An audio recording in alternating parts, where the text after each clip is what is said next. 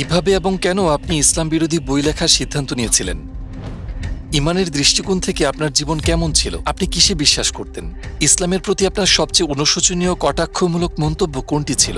তখন আপনার আশেপাশের মানুষদের প্রতিক্রিয়া কেমন ছিল যখন আপনি ইসলাম গ্রহণ করেছিলেন? আমি ভেবেছিলাম ইসলাম একটি মিথ্যা ধর্ম, ইসলাম বিপজ্জনক। আমি ২,০০০-এরও বেশি হত্যার হুমকি পেয়েছি এবং অবশেষে আমি ইসলামের বিরুদ্ধে বই লেখার সিদ্ধান্ত নিয়েছিলাম। হে আল্লাহ, আমাকে এমন একটি নিদর্শন দেখান যাতে আমি সম্পূর্ণ নিশ্চিত হতে পারি যে এটিই সেই পথ। এই কারণে আমি ২ দিন ধরে ঘুমোতে পারিনি। আমি মেনে নিতে পারছিলাম না, ভীষণ অদ্ভুত লাগছিল।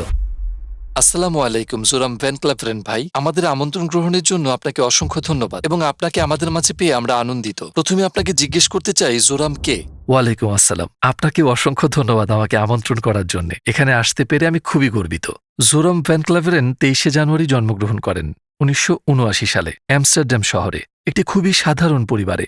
বাবা, মা, ভাই, ছোট বোন, একটি বিড়াল। অ্যামস্টারডামেই আমার জন্ম এবং বেড়ে ওঠা একটি সক্রিয় প্রোটেস্ট্যান্ট খ্রিস্টান পরিবারে। উচ্চ মাধ্যমিক শেষ করার পর তুলনামূলক ধর্মতত্ত্ব নিয়ে পড়াশোনা শুরু করি। কয়েক বছর শিক্ষকতা করেছি। নেদারল্যান্ডসে তখন অনেক কিছুই ঘটেছে, বিশেষ করে আমার জীবনে। এখন যখন আমি পুরো বিষয়টা অবলোকন করি ইসলাম ধর্মের ব্যাপারে, আমি ফ্রিডম পার্টির জন্য রাজনৈতিকভাবে সক্রিয় হয়ে উঠলাম, সাংসদ মনোনীত হলাম এবং শেষে আমি ইসলাম বিরোধী বই লেখার সিদ্ধান্ত নিলাম, যার শুরুটা হয়েছিল ইসলাম বিদ্বেষ দিয়ে, পরিণত হয় আল্লাহকে খুঁজে পাওয়ার একটি মাধ্যমে এবং আমি মুসলিম হওয়ার মধ্য দিয়ে এই পথের সমাপ্তি। ইমানের দৃষ্টিকোণ থেকে আপনার জীবন কেমন ছিল? আপনি কিসে বিশ্বাস করতেন? মুসলিম হওয়ার আগে আমি রিফর্ম চার্চের একজন প্রোটেস্ট্যান্ট খ্রিস্টান ছিলাম।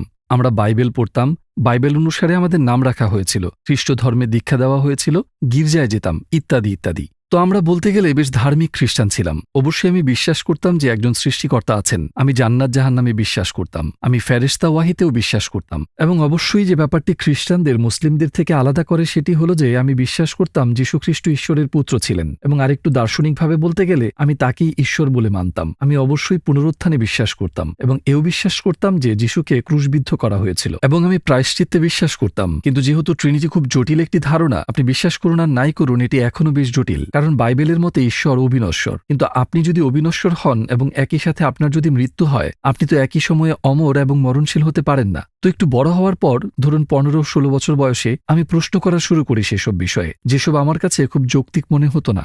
আমি অনেক ধর্মযাজক, প্রচারক, এমনকি রাব্বিদের সাথেও কথা বলেছি, কিন্তু তাদের দেওয়া উত্তরগুলো সন্তোষজনক ছিল না, যেটি বিষয়টিকে আমার জন্য আরও জটিল করে ফেলেছিল। শেষ পর্যন্ত সেসব বিষয়গুলোর ব্যাপারে আমার সন্দেহ থেকেই যায়, কিন্তু আমি অন্ধ বিচারকের মতো এগুলোকে একপাশে রেখে ধর্মটাকে বিশ্বাস করে যাওয়াটাই ভালো মনে করলাম। হয়তো আমি পুরো বিষয়টি বোঝার মতো যথেষ্ট বুদ্ধিমান নই এবং আমি তখনও ঈশ্বরে বিশ্বাস করতাম যে যীশু একজন খুব গুরুত্বপূর্ণ ব্যক্তিত্ব এবং ঈশ্বরের পুত্র, কিন্তু পূর্বে যা ঘটেছে আমি ব্যাপারটিকে ঠিক সেভাবেই রেখে দিলাম। কিভাবে এবং কেন আপনি ইসলাম বিরোধী বই লেখার সিদ্ধান্ত নিয়েছিলেন? উচ্চ মাধ্যমিক শেষে একটি বিশ্ববিদ্যালয়ে ভর্তি হই তুলনামূলক ধর্মতত্ত্ব বিষয়ে পড়াশোনা করার জন্য। এবং চমৎকার ব্যাপার হলো, আমার কলেজের প্রথম দিন, যতদূর মনে পড়ে ২০০১ সালের ১১ই সেপ্টেম্বর, প্রথম দিন থেকেই বুঝলাম, আচ্ছা, এই মুসলিম ছেলেগুলা একটু পাগলের মতোই এবং এই ধর্ম সত্য নয়। তার কয়েক বছর পর নেদারল্যান্ডসে একজন লোক নাম থিউ ভ্যান গগ, উনি একজন বিখ্যাত চলচ্চিত্র নির্মাতা ছিলেন, যাকে রাস্তায় মেরে ফেলা হয়েছিল, তাকে গুলি করা হয়েছিল, তার গলা কাটারও চেষ্টা করেছিল এবং তারা তার পেটে ছুরি ঢুকিয়ে একটি চিঠি রেখে যায় আয়ান হির্সিয়ালি নামের এক মেয়ের জন্য। ওখানে লেখা ছিল, এরপর তোমার পালা। তো এটি আমার ইসলাম বিদ্বেষী অনুভূতিগুলোকে এমনভাবে দৃঢ় করেছিল যে ভাবলাম আমাকে রাজনীতিতে যুক্ত হয়ে কিছু করতে হবে এবং দেশকে ক্ষতির হাত থেকে বাঁচাতে এই অশুভ শক্তিকে থামাতে হবে। আপনি ইসলামের জন্য রাজনীতি শুরু করেছিলেন? হ্যাঁ, এবং সত্যি এটি ইসলামের কারণে ছিল, আর এটিই মূল কারণ ছিল আমার বই লেখার, মানুষকে বোঝানোর জন্য যে কেন ইসলাম পৃথিবীর জন্য বিপজ্জনক। আমি যখন বই লিখছিলাম, একটু আগেই যে প্রশ্নগুলোর ব্যাপারে বললাম, খ্রিস্ট ধর্মের ব্যাপারে আমার সেই সন্দেহগুলো আবার মাথায় ঘুরতে লাগলো এবং অবশ্যই সেটি সত্যের ব্যাপারেই ছিল, কারণ আমি একজন বিশ্বাসী খ্রিস্টান ছিলাম এবং আমার যে খ্রিস্টান প্রশ্নগুলো ছিল সেগুলোর উত্তর খুঁজে পেলাম ইসলামের আলোকে। কারণ অবশ্যই যখন আমি বই লেখা শুরু করি, অনেকে ভেবেছিলেন যে এটি একটি রাজনৈতিক বই, কিন্তু সেটি রাজনৈতিক বই ছিল না, এটি ধর্মীয় বই ছিল। কারণ আমি মানুষকে দেখাতে চেয়েছিলাম ইসলাম ধর্ম হিসেবে কেন ভয়ঙ্কর, এবং আমি খ্রিস্টান দৃষ্টিকোণ থেকে বইটি লিখছিলাম। অতএব শুরুতে আমি খ্রিস্টান ধর্মে ঈশ্বরের ধারণা এবং ইসলামিক ধারণার একটি তুলনা তৈরি করতে চাইলাম। আমার ট্রিনিটির ব্যাপারে বেশ কিছু সন্দেহ ছিল এবং আমি ইসলামে তাওহিদ মানে ঈশ্বরের একত্ব দেখলাম। হ্যাঁ, এবং সেটি আরো যৌক্তিক মনে হলো। আর তারপর আমি ভাবলাম, বেশ, আমি বাইবেল আবার পড়ব, আরো জানতে, নিজেকে পুনরায় ঝালিয়ে নিতে। আচ্ছা, কেন ইসলামে যে তাওহীদের ধারণা, এক স্রষ্টার ধারণা, সেটি কেন খ্রিস্টান কনসেপ্টে নেই? কিন্তু যখন আমি ওল্ড টেস্টামেন্ট পড়ছিলাম, দেখলাম যে ওল্ড টেস্টামেন্টে রাসূল বারবার বলেছেন এক ঈশ্বর, এক ঈশ্বর, এক ঈশ্বর। আর তারপর আমি ভাবলাম, ঠিক আছে, তাহলে আমি নিউ টেস্টামেন্টেও শুধু যীশুখ্রিস্টের বাণীগুলো দেখি। নিউ টেস্টামেন্টে একটি গল্প ছিল এমন যে কোথাও একজন লোক এসে যিশুকে প্রশ্ন করে, জীবনের সবচেয়ে গুরুত্বপূর্ণ জিনিস কি, আমি কিভাবে স্বর্গ লাভ করব? এবং তিনি বললেন, দুইটি জিনিস রয়েছে। তিনি বললেন, হে ইসরায়েল, তোমার ঈশ্বর এক, এবং তোমার প্রতিবেশীর সাথে এমন ব্যবহার করো যে ব্যবহার তুমি পেতে চাও। তো আমি ভাবলাম, যীশুখ্রিস্ট নিজেও এখানে স্বীকার করছেন, হে ইসরায়েল, তোমার ঈশ্বর এক। আমি বুঝলাম মুসলমানদের এক ঈশ্বর ভাবনাটি ট্রিনিটির চেয়ে বেশি যুক্তিযুক্ত, এবং এই ধারণাটি ওল্ড এবং নিউ টেস্টামেন্টের সাথে সম্পূর্ণ মিলে যাচ্ছে। কিন্তু আমি জানি খ্রিস্ট ধর্ম অন্য কিছু শেখায়। বাইবেলে ঈশ্বর সম্পর্কে যে ধারণা পাওয়া যায় তারা ঠিক তা শেখায় না। তো কয়েক সপ্তাহ গবেষণা করে বেশ কিছু বই পড়ার পর ভাবলাম, ঠিক আছে, হয়তোবা ঈশ্বরের একত্ববাদের ধারণাটি সত্য। তো এভাবেই শুরু হয়েছিল। আপনার গবেষণার জন্য কোন কোন উৎস থেকে সাহায্য নিয়েছিলেন? যেহেতু আমি খানিকটা বিস্মিত ছিলাম, আমি বিভিন্ন কর্তৃপক্ষের কাছে লেখা শুরু করি এই ধর্মীয় বিষয়গুলোর ব্যাপারে। যাদের কাছে জানতে চেয়েছিলাম তাদের মধ্যে একজন ছিলেন শাইখ আব্দুল হাকিম মুরাদ, এবং তিনি ক্যামব্রিজ বিশ্ববিদ্যালয়ের একজন অধ্যক্ষ। অবশ্য বিষয়টি একদিক দিয়ে কিছুটা অদ্ভুত, যদিও আমি তখনও রাজনীতির সাথে জড়িত, কিন্তু আমি ইসলাম বিরোধী বই লিখছিলাম, ইসলাম বিরোধী উদ্দেশ্য নিয়ে। আর আমি অন্য দেশের একজন মুসলিম অধ্যক্ষকে অনুরোধ করেছিলাম, আপনি কি আমায় সাহায্য করবেন? আমি অবশ্য বলেছিলাম আমি একটি বই লিখছি এবং আমার মনে অনেক প্রশ্ন রয়েছে। আমি সোজাসুজি তাদের কাছে জানতে চাইলাম কেন ইসলাম সন্ত্রাসবাদ প্রচার করছে, কেন তারা নারী বিদ্বেষী, খ্রিস্টান বিদ্বেষী, যে কোনো কিছুর বিরোধিতা করে বেড়ায়। খুব সম্ভবত 6 সপ্তাহ পর তিনি আমাকে বেশ বিস্তৃত একটি ইমেল পাঠান, এবং উনি সরাসরি বোঝাতে শুরু করলেন, আমার অনেক প্রশ্নের উত্তর দেন। উনি আরো বললেন, তোমাকে এই আর্টিকেল পড়তে হবে, এই বই পড়তে হবে, সেই বই পড়তে হবে, অমুক ব্যক্তির কাছে যাও। তিনি খুব বিস্তারিতভাবে ব্যাখ্যা করছিলেন সব। কিন্তু সবগুলো বই এবং আর্টিকেল পড়ে শেষ করার পর আমি ওল্ড টেস্টামেন্টে বর্ণিত নবী ও রাসূলদের সাথে মুহাম্মদ সাল্লাল্লাহু আলাইহি ওয়াসাল্লামের তুলনা করে দেখার চেষ্টা করি। আমার আর কোনো যুক্তি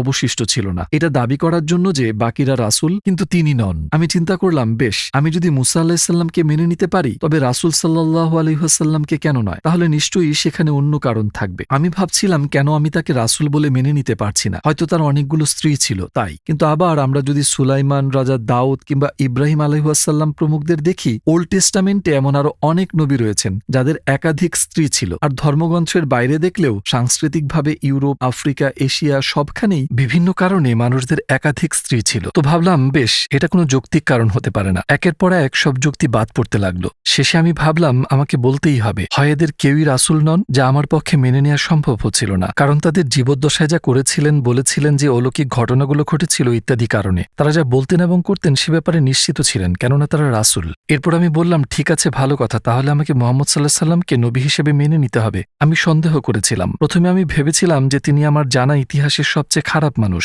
পরে ভাবলাম, হয়তো উনি অতটা খারাপ নন, কিন্তু তিনি রাসূল নন। শেষে সন্দেহ হতে শুরু করলো তিনি হয়তো একজন রাসূল। হ্যাঁ, অবশ্যই এতটুকু আসতে আমার অনেক বই পড়তে হয়েছে। প্রফেসর আব্দুল হাকিম মুরাদের সবচেয়ে বুদ্ধিমান পরামর্শ ছিল, তিনি বলেছিলেন, আপনি ইসলাম বিরোধী যে বইগুলো পড়ছেন সেগুলো সব অমুসলিমদের হাতে লেখা। তিনি বললেন, যদি আপনি খ্রিস্ট ধর্মের ব্যাপারে জানতে চান তাহলে নাস্তিকদের বই পড়বেন না, আপনি খ্রিস্টান লেখকদের বই দিয়ে শুরু করবেন। কেন তারা এটিতে বিশ্বাস করে, তাদের যুক্তিগুলো কি?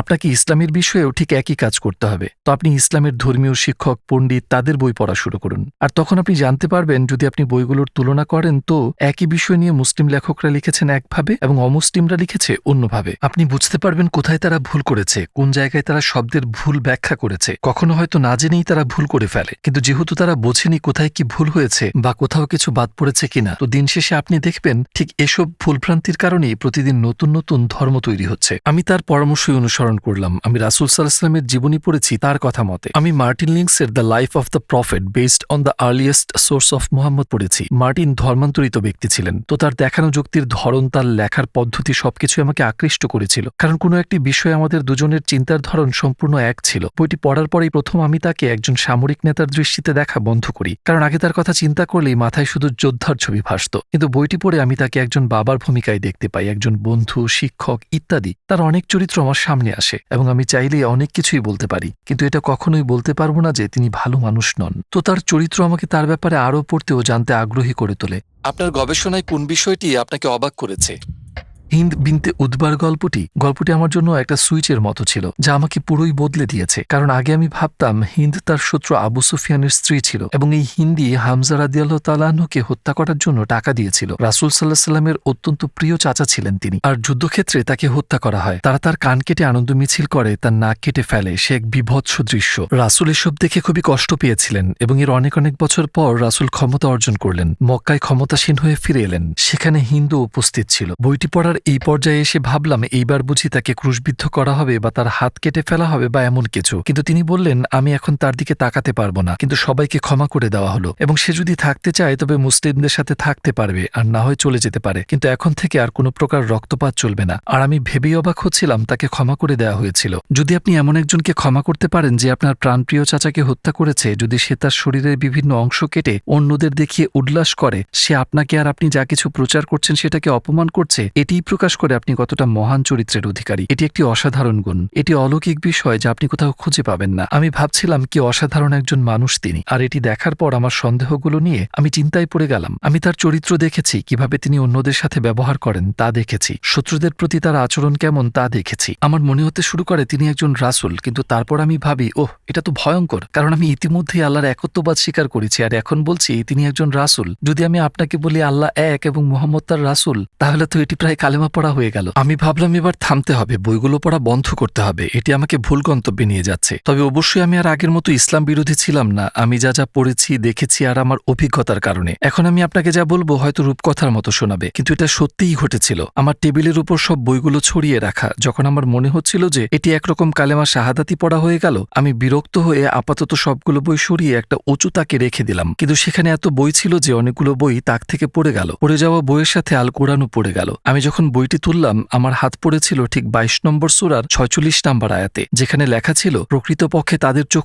অন্ধ নয় বরং তাদের হৃদয় অন্ধ। আমি ভাবলাম আরে এটি তো আমার আসল সমস্যা, কারণ আমার চোখ নয়, আমি স্পষ্ট দেখতে পারছি। নিজ হাতে যা লিখছি কেউই আমাকে সেই বই লিখতে জোর করেনি, কি লিখবো সেটাও কেউ বলে দেয়নি, নিজেই লেখা শুরু করেছিলাম, নিজের চোখে সব দেখতে পারছি। আচ্ছা মানলাম তিনি রাসূল, ঈশ্বর একজন, কিন্তু বিষয়টাকে গ্রহণ করতে পারছিলাম না, কারণ আমার চোখ অন্ধ ছিল না, আমার হৃদয় অন্ধ ছিল। আমি মন থেকে মেনে নিতে পারছিলাম না। আমার মনে হয় আমার নফস বা আমার অহংকারের কারণেই আমার মেনে নিতে কষ্ট হচ্ছিল। তখন আমি বললাম হে প্রভু, আপনি বাইবেলের ঈশ্বর নাকি কোরআনের আল্লাহ আমি আর পরোয়া করি না, আমাকে শুধু একটি মাত্র ইঙ্গিত দিন যাতে আমি শতভাগ নিশ্চিত হতে পারি এটাই সঠিক পথ। তারপর আমি ঘুমিয়ে পড়লাম, কিন্তু ঘুম থেকে ওঠার পর কেন জানি না মনের মধ্যে খুব শান্তি পাচ্ছিলাম। আমি সত্যিই খুব নিরাপদ বোধ করছিলাম। এর পূর্বে আমি কখনো এতটা শান্তি অনুভব করিনি। পুরো বিষয়টি নিয়ে আমার যে উদ্বিগ্নতা বা সন্দেহ ছিল সূর্যের তাপে তুষারের মতো, তা আমার মন থেকে পুরো উধাও হয়ে গেল। আমি ভাবলাম আমি মনে হয় মুসলমান হয়ে গেছি, তো এখন সবাইকে বিষয়টি জানানোর পালা। আপনার আশেপাশের লোকজনের প্রতিক্রিয়া কেমন ছিল যখন আপনি মুসলিম হয়ে গেলেন? আসসালামু আলাইকুম প্রিয় ভাই ও বোনেরা, আমরা দেখছি যে আমাদের দর্শকদের 80% মানুষজন আমাদের চ্যানেলে সাবস্ক্রাইব করেননি। আপনারা যেমনটি জানেন আমরা একটি অলাভজনক প্রতিষ্ঠান, আর আমরা আমাদের কোনো ভিডিওতে বিজ্ঞাপন চালাই না। আমাদের লক্ষ্যই হলো শুধু সত্যকে প্রচার করা। কাজটা ছোট হতে পারে, কিন্তু ইনশাল্লাহ অনেকের জন্য এটি পথ চলার সহায়ক হবে। এখন সাবস্ক্রাইব বাটনে ক্লিক করুন এবং একসাথে পথ চলি অনন্তকালের দিকে। আপনার আশেপাশের লোকজনের প্রতিক্রিয়া কেমন ছিল যখন আপনি মুসলিম হয়ে গেলেন? বেশিরভাগের প্রতিক্রিয়াই নেতিবাচক ছিল। অবশ্যই অনেকের জন্য, বিশেষ করে কিছু নিকটাত্মীয়কে এটি একটু বেশি অবাক করে দিয়েছিল। তারা যখন সংবাদ মাধ্যম থেকে বিষয়টি জানতে পারে, আমি আমার মাকে যখন জানালাম তিনি কাঁদতে শুরু করলেন, আর আমার স্ত্রী বেশ সহানুভূতিশীল ছিল এই ব্যাপারে। সে বলল যদি তুমি ইসলামে বিশ্বাস করো এবং সেটি যদি তোমার অন্তরে থাকে আমি কিছু বলার কে। আমার পুরনো অফিসের কিছু লোক বেশ আক্রমণাত্মক হয়ে গিয়েছিল তখন। আমি 2000-এর চেয়েও বেশি হত্যার হুমকি পেয়েছি, এমনকি তাদের থেকেও যারা একসময় আমাকে সমর্থন করত, যারা আমাকে ভোট দিয়েছিল। মানুষজন অনেক আজে বাজে কথা শুনিয়েছে আমাকে, তোমার স্ত্রীকে ধর্ষণ করব, তোমাকে গুলি করব, আমরা জানি তোমার সন্তানেরা কোন স্কুলে যায়, এমন অনেক কিছু। সেগুলোর বেশিরভাগই অবশ্য অর্থহীন কথা ছিল, কারণ পাগল লোকজন কম্পিউটারে বসে অনলাইনে লিখছে সেগুলো। তো তখন একটু এলোমেলো সময় চলছিল। আমার আগের চাকরিটা ছেড়ে দিতে হয়েছিল অবশ্যই, কারণ সেটি একটি খ্রিস্টান সংগঠন ছিল। দলনেতাকে বিষয়টি বলার পর সে বলল আমি সত্যি বিশ্বাস করতে পারছি না। আমি তোমার মাঝে কিছুটা পরিবর্তন খেয়াল করেছিলাম অবশ্য, যখন তুমি একটি বিষয় নিয়ে রেডিওতে কথা বলছিলে। তোমাকে তখন ইসলামের ব্যাপারে আগের চেয়ে কিছুটা নমনীয় মনে হয়েছিল, আগের মতো তেমন কঠোর কঠোর ছিলে না, কিন্তু তুমি মুসলিম হয়ে যাওয়াটা। আমি বললাম হ্যাঁ আমি মুসলিম হয়েছি। সে বলল আমি বিষয়টা চিন্তা করেই 2 দিন ঘুমোতে পারিনি। আমি কোনোভাবেই মেনে নিতে পারছিলাম না, এটা খুবই অদ্ভুত ছিল। কিন্তু সবচেয়ে কঠিন হয়ে দাঁড়ালো আমার নানাকে বিষয়টি জানানো, কারণ আমার নানা তখন প্রায় মৃত্যু মুখে। তার বয়স 93-94 এর আশেপাশে তখন। তোমার নানাকে এ কথা তোমার নিজেকেই বলতে হবে। আমি বললাম ঠিক আছে, কিন্তু তোমাকে আমার সাথে আসতে হবে, কারণ তিনি আমার ঢালের মতো ছিলেন। আর আমি সেখানে গিয়ে বললাম নানা আমি মুসলিম হয়ে গিয়েছি। শুনে তিনি তার চোখ বন্ধ করলেন। আমি ভাবলাম তার নিঃশ্বাস বন্ধ হয়ে গিয়েছে কিনা, যেহেতু তার বয়স হয়েছে অনেক। সত্যিই কিছুক্ষণ তার নিঃশ্বাস বন্ধ ছিল, তারপর তিনি আবার শ্বাস নেওয়া শুরু করলেন আর আমার দিকে তাকিয়ে বললেন অন্তত তুমি ক্যাথলিক তো হয়ে যাওনি।